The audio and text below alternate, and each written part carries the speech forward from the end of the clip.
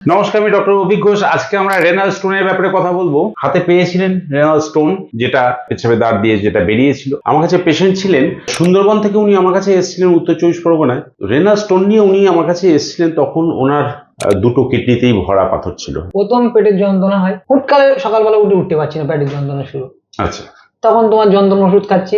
এনার যে ক্যালকুলেটর ছিল, যে পাথরটা ছিল কিডনিতে, যেটা আপার ক্যালিক্সে ছিল। আমার ফিলিং হয়েছিল দু সাইডে ব্যথা, উঠতে বসতে মানে আমার ব্যথা হতো। কতদিন ধরে চলছিল এটা? এটা মিনিমাম 4 থেকে 5 মাস ধরে এই আমার থিওরিটা আমি বুঝতে পেরেছি। একটাতে সিঙ্গেল পাথর ছিল, কিন্তু সেটা অনেক বড় ছিল, ও 1 সেন্টিমিটার। 1 সেন্টিমিটার মানে অনেক বড়, এবং সেটা ছিল মিড ক্যালিক্সে।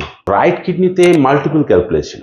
আমরা 1 মাস করে 2 মাসের ওষুধ দিয়েছিলাম। ওষুধ খাওয়ার পর ব্যথাটা কতদিনের মধ্যে কমলো মোটামুটি? আমি ওষুধ খাওয়ার পর থেকে কোনো ব্যথা যন্ত্রণা কোনো খুঁজে পাইনি। অ্যাকচুয়ালি হোমিওপ্যাথিতে কোনো ব্যথা মারার ওষুধই নেই। ওষুধগুলো সুন্দর কাজ করেছে, ইউরিনটা ঠিকঠাক পাস করেছে, ব্যথাটা হয়নি। একদিন হঠাৎ রাত্রিবেলা পেশাবে মানে গিয়ে কনকন কনকন করছে, ব্যথা করছে। তারপরে দেখলাম। কি দেখলেন? যে কিছু একটা বেঁধে কিছু একটা বেরোলো।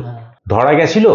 না না, ধরা যায়নি, কিন্তু কিছু একটা পেচ্ছাপ হতে হতে হঠাৎ করে আটকে যায়, যে ঠেলে তারপর দিয়ে- ঠেলে দিয়ে কিছু একটা বেরিয়ে যায়। এটাই হয়েছিল। আর তারপর থেকে ওষুধও লাগেনি, কিছুই লাগেনি। ব্যথাও হয়নি। লাগেনি। আমরা বলেছিলাম 6 মাসের বেশি ওষুধ খেতে হবে, বলেছিলাম। হ্যাঁ, বলেছিলেন যে 6 মাসের ধরে বেশি খেতে হবে। হ্যাঁ, তো তার আগেই মোটামুটি হ্যাঁ, আমি একটু উনি আমার কাছে 4 মাস ওষুধ, ফেব্রুয়ারি, মার্চ, এপ্রিল, মে মাসেই আমি লাস্ট দেখতে পাচ্ছি প্রেসক্রিপশন। আগে স্যার ওষুধ খেয়ে তারপর উনি ইউএসজি করেন। ইউএসজি তে তখন পাথরটা অলমোস্ট গায়েব,